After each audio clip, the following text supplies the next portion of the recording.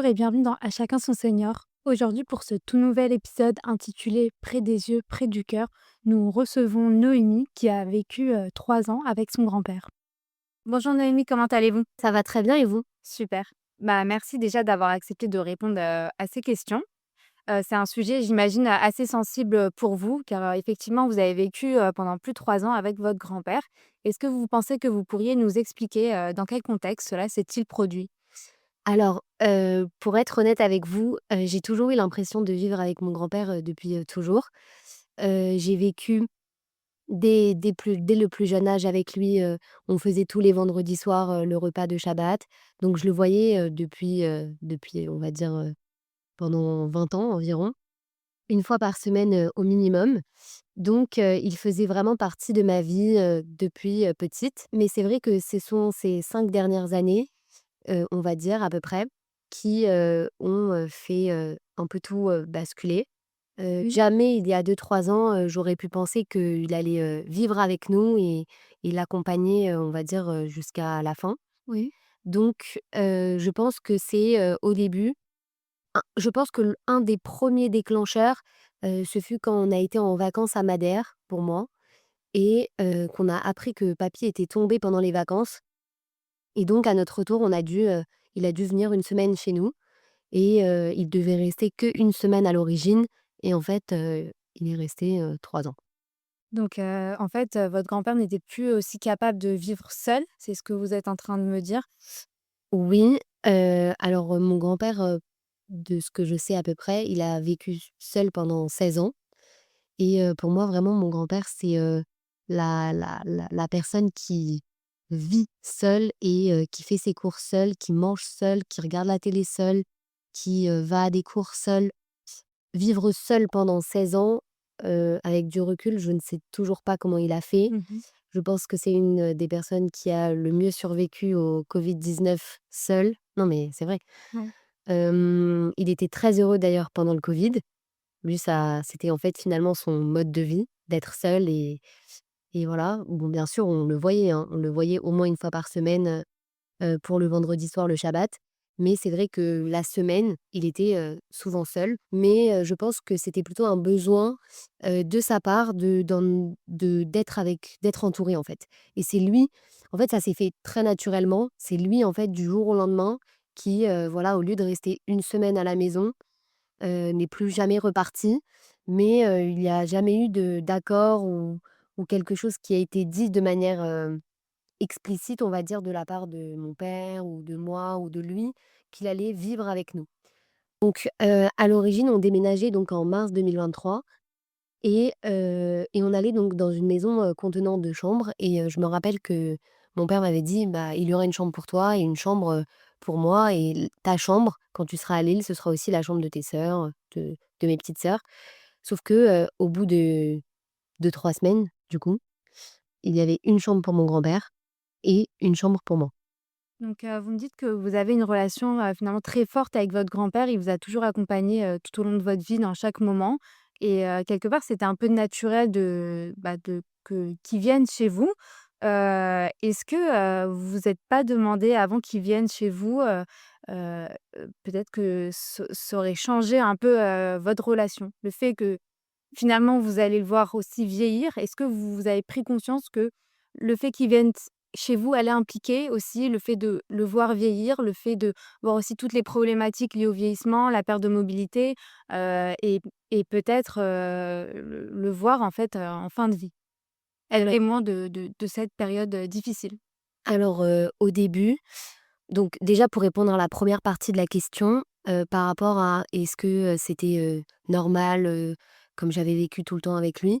En fait, pour moi, il y a bien une partie de ma vie où c'est lui qui nous a enseigné, c'est lui qui nous a appris, c'est lui qui nous a donné et il y a bien, ces 3 dernières années, l'inverse qui s'est effectué. C'est-à-dire que c'est moi qui donnais, qui, en fait, effectuait la réciproque, en fait, de cette relation tout simplement.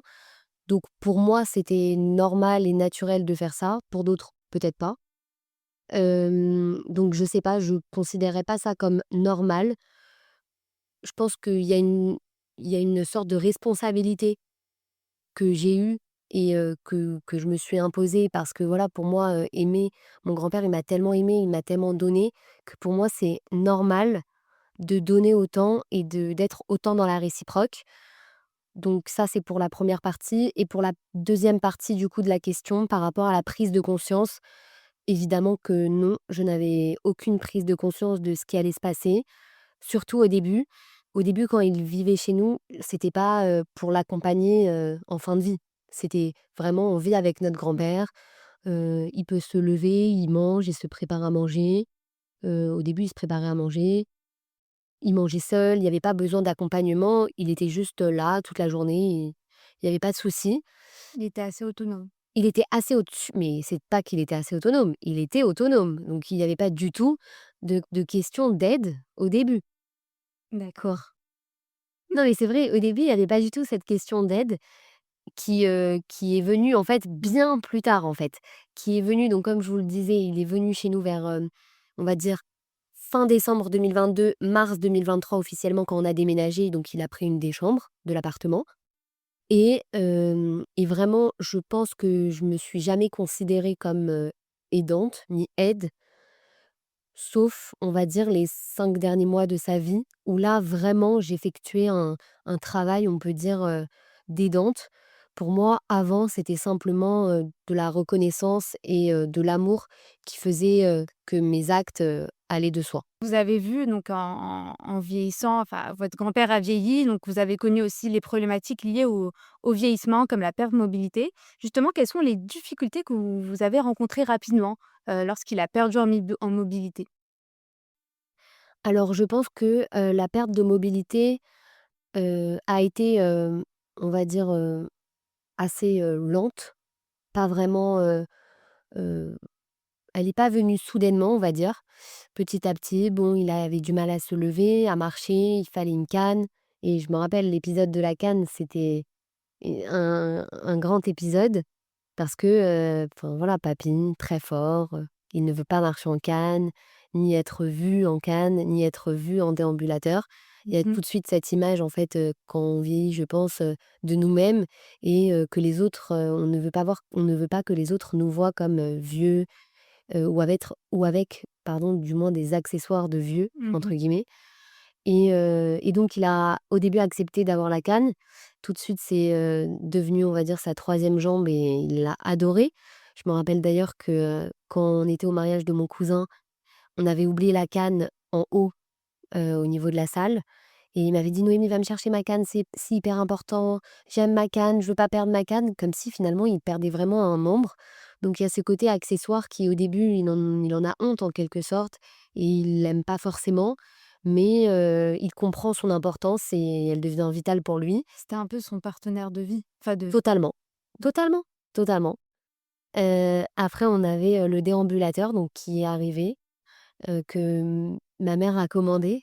Non mais c'est vrai. Et le déambulateur, bon, il a pas tout de suite fait l'unanimité et en fait, petit à petit, le déambulateur, bon, bah, a remplacé la canne. Il y a eu également la chaise roulante. Donc en fait, quand je vous dis que la perte de mobilité, elle s'est pas effectuée du jour au lendemain, c'est que vraiment c'était petit à petit et comme donc pour répondre à votre question par rapport à, comment ça s'est passé et quelles ont été les difficultés. Au début, c'était simplement, bah, le fait qu'il ne puisse pas, aller chercher son journal. Parce que voilà, il était en déambulateur et cetera et qu'il ne sortait pas avec. Après, c'était peut-être, le fait de faire à manger, de ramener son assiette à table. Pour aller aux toilettes et cetera, c'était plutôt très simple, même, jusqu'à la fin, presque et aussi un exemple donc de problème qui a été engendré par la perte de mobilité, je dirais, tout ce qui est, la douche, la toilette. la toilette exactement. Ça aussi, ça a été, je pense, l'une des difficultés les plus complexes. Hem, Parce que voilà, enfin, c'est toujours difficile, je pense, quand on se met à sa place d'être, toiletté par quelqu'un d'autre. On a eu, recours à plusieurs, organismes et personnes et il fallait vraiment que ça convienne et je pense que chaque, personne âgée, du moins a une personne attitrée, à un organisme, un Certaines exigences aussi. voilà, une certaine exigence et certaines habitudes. Par exemple, il ne voulait pas que la toilette soit faite après-midi, 13h, ce que je comprends. Mais voilà, certains organismes, ne le permettaient pas. Grâce à aussi à votre aide et aussi l'aide extérieure, le maintien à domicile a pu être, possible pour votre grand-père. Est-ce qu'une fois vous avez déjà dit enfin, est-ce que vous vous êtes déjà dit: «Ça y est, j'en ai marre, c'est trop pour moi»? Ah oui, ah oui, tous les jours, tous les jours. Franchement, oui, tous les jours. Au début, non. Au début, non, mais là, si vraiment je me concentre uniquement sur la fin, ça veut dire, à partir de mai 2025 jusqu'à, octobre 2025. Donc pour, vous faire, enfin, pour vous donner un peu de contexte, moi, j'étais en année de césure, en fait, de 2024 à 2025 et j'ai effectué un stage de 6 mois et pendant ce stage de 6 mois, c'est ma sœur qui justement s'occupait de mon grand-père, jusqu'à ce qu'elle obtienne un CDI. Pour vous raconter, je trouve que, ça a été fait vraiment, de manière, naturelle et évidente que mon grand-père soit, entre nos mains. Parce qu'au moment où il est arrivé chez nous, je m'en occupais de temps en temps, mais il en avait pas vraiment besoin. Il y a toujours eu bien sûr mon père et mon oncle. Ensuite, quand il en avait le plus besoin, on va dire ma sœur était là, avec mon oncle et mon père toujours, mais il y avait pas ces problèmes de chute, il y avait pas ces problèmes de mobilité encore. Heu, les problèmes, on va dire, étaient, assez restreints et quand je suis arrivée en janvier, c'était ma deuxième partie de césure et j'ai décidé pendant cette partie de césure de, me consacrer, à ma famille et mon projet personnel que j'avais, de créer une marque de vêtements plutôt que, de faire un deuxième stage de césure comme il est, naturel de faire, dans 97 des cas, je pense et en fait, c'est une des expériences qui m'a le plus marquée, tant sur le plan personnel que professionnel et au début, bon, ma tâche se résumait, simplement à accueillir la kiné, accueillir l'aide-soignante, faire à manger, m'occuper, de mon projet, l'après-midi, aller chercher le journal que j'oubliais, 90 du temps, clairement et le pauvre et hem et hem et après, c'est vrai qu'à partir de mai, du coup, ça s'est un peu plus, on va dire que le rythme s'est accéléré. Je commençais moi ma propre journée à partir de 14h.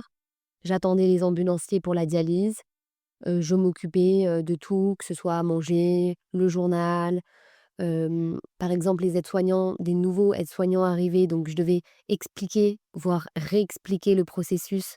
On avait, je pense à un moment donné, dans la journée, on pouvait voir passer, 5-6 personnes différentes. Donc faut leur expliquer comment fonctionne la maison, comment fonctionne mon grand-père, où il a mal, où il n'a pas mal. Et bien sûr, il est arrivé des fois où j'ai oublié pardon, de mentionner qu'il avait mal à la jambe et il fallait réparer tout ça. Donc justement, ça cette période où vous m'avez dit mai, à partir de mai où les choses se sont un peu plus compliquées, où il fallait que vous soyez présente, bah, pour les tâches un peu plus quotidiennes, c'est des tâches qu'il ne pouvait plus vraiment faire de jour en jour. Est-ce que vous avez réussi malgré tout à garder un équilibre de vie? Heu, je sais pas si on parlerait d'équilibre. Je dirais que c'est pas un équilibre normal, d'un quotidien normal d'une fille de 25 ans, 24 ans. Mais, je dirais que quand même j'ai pu, garder, la tête haute grâce à ma famille, ma sœur, mon père, mon grand-père, ma mère qui a été vraiment d'une écoute, exceptionnelle. Parce qu'elle ne vit pas avec nous, mais, elle a été, elle vivait avec nous, on va dire, grâce à tout ce qu'elle écoutait, tout ce qu'elle nous conseillait de faire, et nous amener, tout ce dont on avait besoin, de la pharmacie. Donc je dirais que l'équilibre, c'est pas un équilibre normal, mais bon, qu'est-ce que la normalité finalement, d'une vie? En fait, je pense que dans la vie, on n'a pas un équilibre, en fait. On essaye de maintenir un équilibre soi-disant, mais la vérité est que c'est très compliqué et surtout dans ces situations-là, mais je pense, en fait, que sur le moment, faut pas trop réfléchir Mmh. parce que réfléchir, en fait, forcément nous empêche, d'agir. Si j'avais, je pense, réfléchi à ma situation et que si j'avais philosophé sur ma situation à ce moment-là, je pense que j'aurais décidé de d'arrêter, tout simplement et je pense que quand on est dans l'action, il faut pas réfléchir, faut faire et bien sûr, la on va dire la chute après, cette période a été très compliquée parce que justement, j'ai pas réfléchi, j'ai pas mesuré en fait sur le moment. Je me rendais pas compte de ce que je faisais sur le moment et j'ai pas réfléchi et j'ai pas mesuré ce que je faisais.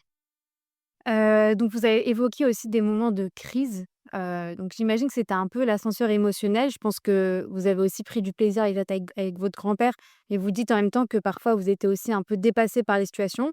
Donc dans ces moments, vous on va dire, vous ne réfléchissez plus, vous étiez dans l'action. Comment vous avez réussi à garder le cap chaque jour? Faire en sorte que malgré tout vous parce que vous avez quand même décidé de continuer à vivre avec lui, décider de aussi de porter toute cette responsabilité. Comment vous avez réussi à garder le cap? Est-ce qu'il y a une solution? Quelle a été la vôtre? Je pense que, l'entraide familiale, on va dire, essayer de gérer une organisation, interne de famille. Je pense aussi qu'il faut être, bien accompagné. Ça veut dire que moi, j'étais là la journée, donc ma sœur, mon oncle, mes oncles, mon père, ma mère savaient que quand j'en avais marre, je leur disais: «Non, là, je sors ce soir, c'est pas moi». Oui. Et en fait, personne ne me disait, «Non, non, c'est ton travail». Tout le monde se sentait responsable. Je pense que dans ces moments-là, faut être entouré de gens qui ont conscience aussi, de la situation et qui se sentent également responsables. Et je pense que sans ça, je n'aurais pas gardé, on va dire, un certain «équilibre» entre guillemets et voilà, tout simplement, je pense que la famille, l'esprit de famille, en fait, permet, d'avoir un équilibre et de laisser chacun avoir son moment, de plaisir, de sortie et cetera. Et donc le fait que justement, toutes les membres de votre famille ont pu être là aussi pour votre grand-père, ça a aussi garanti son maintien à domicile? Oui, oui, complètement. Il voulait? Est-ce qu'il aurait voulu? Quelle était sa volonté? Rester à la maison? Quelle était Je pense qu'on avait tellement de respect pour, notre père et grand-père que et il nous a tellement apporté sur, plein de plans, on va dire, chacun, qu'en fait, on a tellement de respect pour une personne comme ça et on l'aime tellement qu'on est obligé, en fait, au final, par amour, de respecter sa dernière volonté. Je me rappelle au tout début, quand il allait très bien, donc en 2023-2024, son souhait, c'était d'aller à l'hôpital, d'aller voir des médecins, de d'être soigné, d'aller à l'hôpital parce que, lui, c'était commun d'aller chez le médecin, il avait un médecin et cetera. Et en fait, à la fin, au contraire, dès qu'on lui disait: «Bon papy, là, il faut que tu ailles à l'hôpital pour te faire soigner». «Ah non, non, surtout pas, ton père arrive, il va m'aider, il va me soigner» et cetera.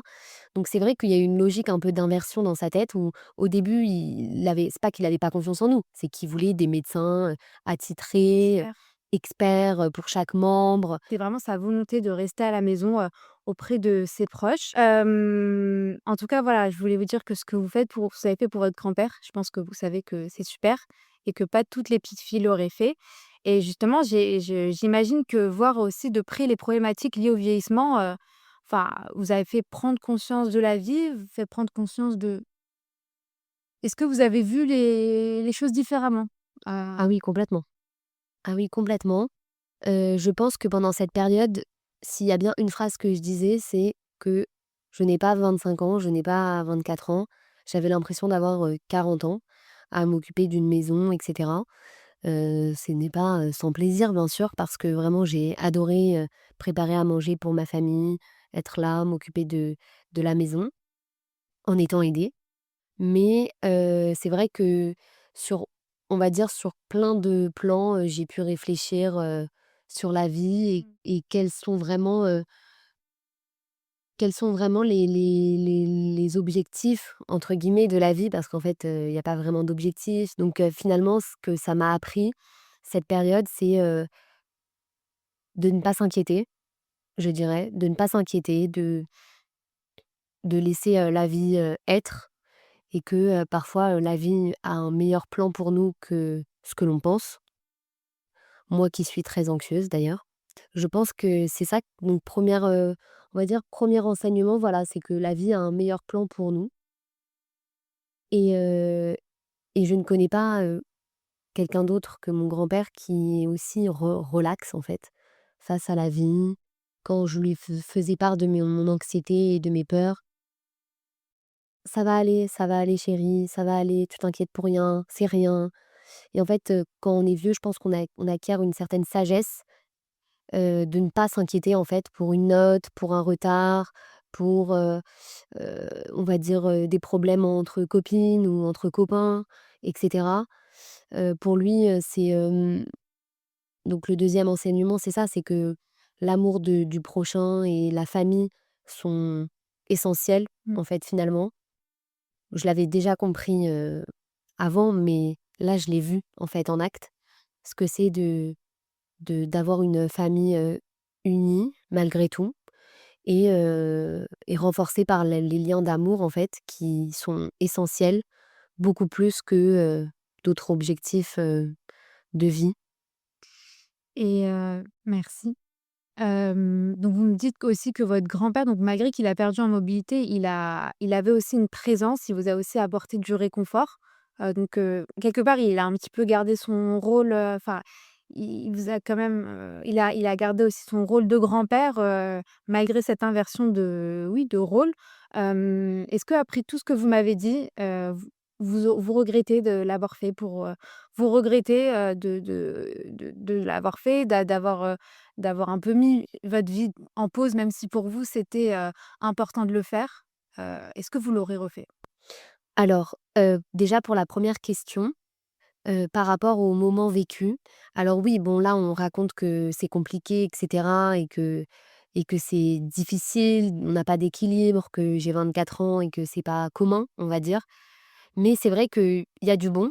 Le bon, c'est d'avoir une famille, d'être proche de sa famille, d'avoir des gens qui vous écoutent et c'est vrai que oui, en quelque sorte, je pense que mon grand-père qui a toujours été le pilier de notre famille, l'a été dans notre maison. Moi qui parfois me sentais pas forcément chez moi, dans certains endroits. Dans cette maison, peut-être que pour la première fois, je me sentais vraiment chez moi, avec un équilibre de famille, donc certes peu commun, mais qui me correspondait et il avait cette présence du moins, qui qui créait cette famille et qui, était un véritable pilier. Il était là quand, bah, voilà, je pleurais, quand j'étais mal, je pouvais complètement me confier et il avait toujours les meilleurs conseils, pour m'aider, dans mes choix, toujours me remonter le moral. Donc c'est vrai que de ce point de vue-là, on ne vit pas seul finalement au service de quelqu'un.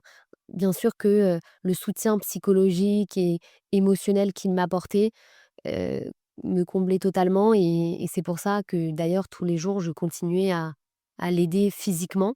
Donc c'était, complètement du donnant-donnant et il y a en fait, honnêtement, les 15 dernières années ont contribué, comme je l'ai dit, à ce que lui nous apporte des bons moments de vie, de nous emmener au cinéma, de nous offrir des bonbons et cetera et les 4-5 dernières années, c'était plutôt nous à lui apporter de la joie et du bonheur et en fait, ça aussi, ça contribue à notre propre bonheur quand on donne de la joie. On a à chaque fois, on se remémore avec, mes sœurs et ma famille, les moments, en fait, passés avec mon grand-père qui parfois sont un fou rire, existentiel, enfin terrible, parce que vraiment il y a un choc, on va dire, de génération qui est à la fois parfois pesant, c'est vrai, mais qui est parfois très drôle et on pourrait en faire une comédie.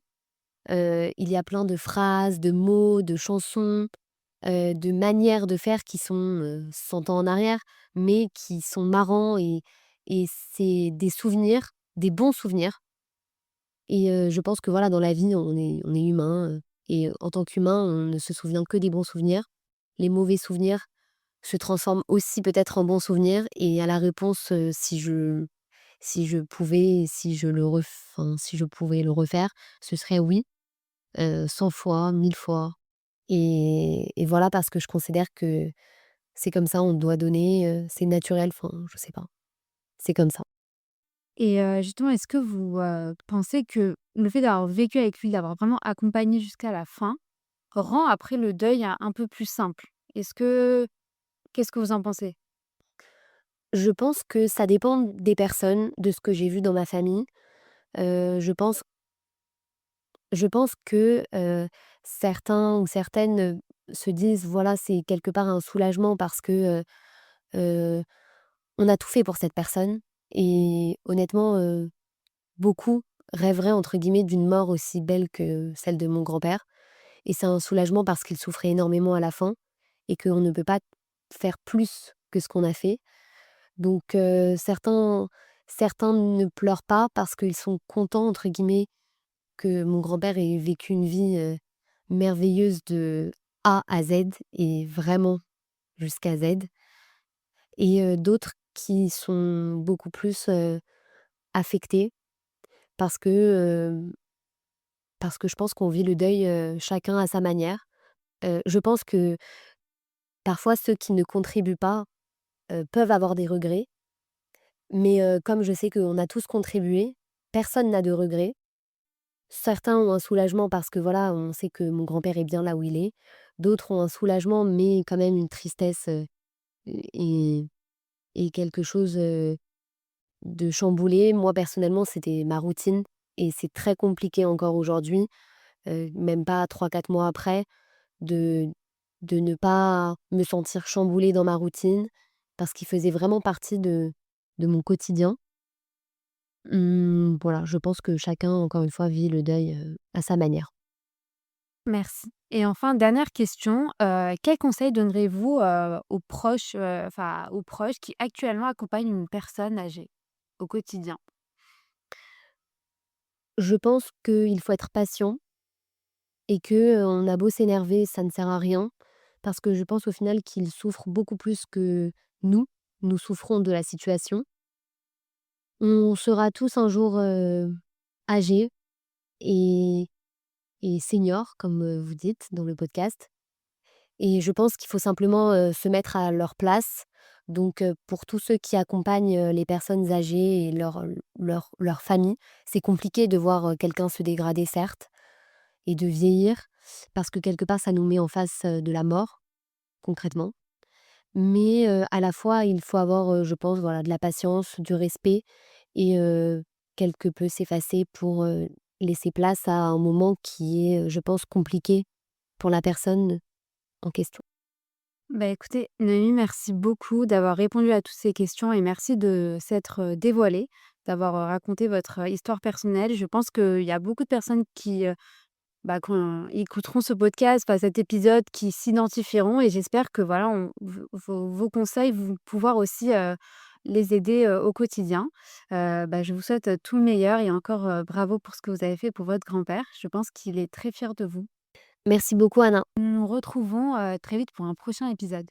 Au revoir.